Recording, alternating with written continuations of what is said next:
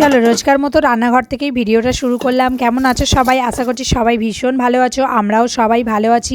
তো সকাল সকাল ঘুম থেকে উঠেই প্রথমেই চলে এসেছি রান্নাঘরে, ফ্রেশ হয়ে অবশ্যই। তো এখানে ভাত বসিয়ে দিয়েছিলাম আর পেঁপে সিদ্ধ দিয়েছিলাম, আলু সিদ্ধ দিয়েছিলাম। তো বর ভাত খেয়ে যাবে আর রুটি তরকারি করবো, নিয়ে যাবে। তো যার জন্য সকাল সকাল খুব তাড়াহুড়োতেই আছি, ও যেহেতু 9টার সময় বেরানো আছে। তো ওই জন্য ওখানে ভাত আলু আর পেঁপে দিয়ে সিদ্ধ বসিয়ে দিলাম, আর একদিকে বসিয়ে দিলাম ঢ্যাঁড়স সিদ্ধ করতে। তো ঢ্যাঁড়স সিদ্ধটা এদিকে হচ্ছে, আর ওদিকে আমি কেটে নিয়েছিলাম পটল আলু চচ্চড়ি করবো বলে। তো এদিকে ভাতটা ওদিকে হচ্ছে, ততক্ষণ ভাতটা হয়নি। তো ঢ্যাঁড়সটা নামিয়ে নিয়েছিলাম, ঢ্যাঁড়সটা সিদ্ধ হয়ে গেছিলো। তো তারপরে পটল আলু কেটে নিয়েছি, নিয়ে এদিকে কালো জিরে ফোড়ন দিয়ে আর কাঁচা লঙ্কা চিড়ে দিয়েছিলাম, দিয়ে পটল আলু চচ্চড়িটা নুন হলুদ আর অল্প একটু লাস্টে মিষ্টি দিয়েছিলাম, মানে চিনি দিয়েছিলাম। তো দিয়ে তরকারিটা ওদিকে বসিয়ে দিয়ে ভাতের ফ্যানটা গালিয়ে নিলাম, পেঁপে আলুটা মানে তুলে নিয়ে ভাতের ফ্যানটা গালিয়ে দিলাম। এদিকে তরকারিটাও হয়ে গেছে ততক্ষণে। তো তরকারিটা নামিয়ে নিয়ে এদিকে চলে এসেছি আটা মাখতে। তো আটাটা মেখে নিই, মানে রুটি করে দেবো ওকে, তার জন্য আটাটাও মেখে নিলাম। নিয়ে ওর মতোই শুধু 4টে মতো রুটি করেছিলাম, বাকি রুটি পরে করেছি। তো রুটিটা বেলে নিচ্ছি এখানে। বেলে নেবার পর ওদিকে তরকারিটাও মানে নামিয়ে নিয়েছি। তো দেখতেই পেলে ভাতেরও ফ্যান গালানো হয়ে গেছে। তো তরকারিটা দেখতে কীরকম হয়েছে দেখো, মানে ঝোল ঝোল রাখিনি, যেহেতু ও নিয়ে যাবে ব্যাগে ট্যাগে পড়ে যাওয়ার চান্স থাকবে। তো তার জন্য শুকনো শুকনোই করেছি।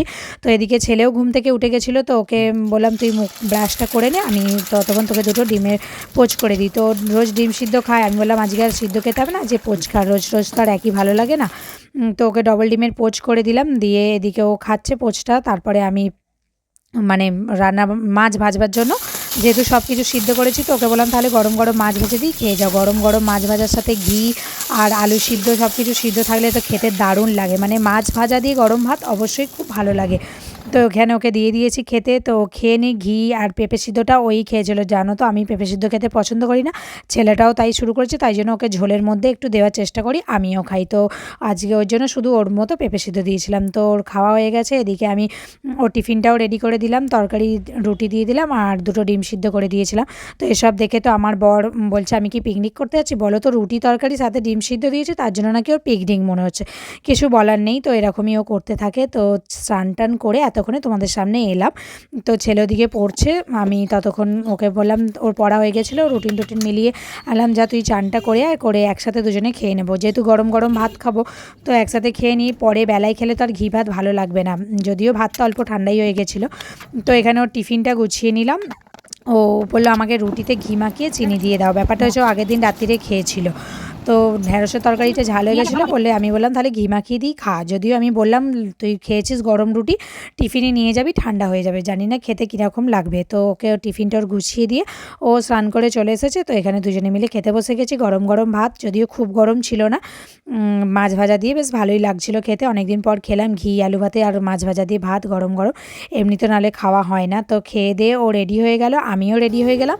হয়ে গিয়ে দুজনে বেরিয়ে পড়লাম স্কুলে যাওয়ার জন্য। স্কুলে ওকে ছেড়ে দিয়ে আমি যেমন রোজকার চলে গেছিলাম পড়াতে, পড়িয়ে চলে এলাম বাড়ি। তো বাড়িতে এসে রুটি আর আমার খেতে ইচ্ছা করছিল না, যেহেতু ভাত খেয়েছি।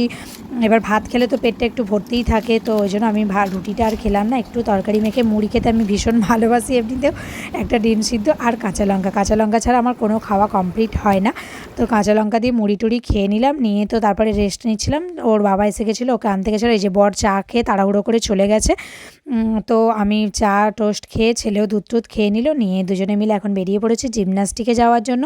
তো ওকে জিমন্যাস্টিকে ছেড়ে আমাকে আবার বাড়ি চলে আসতে হবে, তার জন্য একটু তাড়াহুড়োতেও ছিলাম। যেহেতু দেখলে বিকেলে অন্যদিন রান্না করে নিই, আজকে রান্না হয়নি, তো যার জন্য ওকে ছেড়ে দিয়ে আমি আবার চলে এলাম বাড়িতে। আর এত গরম কি বলো, মানে বৃষ্টি হলেও গরম হচ্ছে। তো বাড়িতে এসে বানিয়ে নিয়েছিলাম তড়কাটা।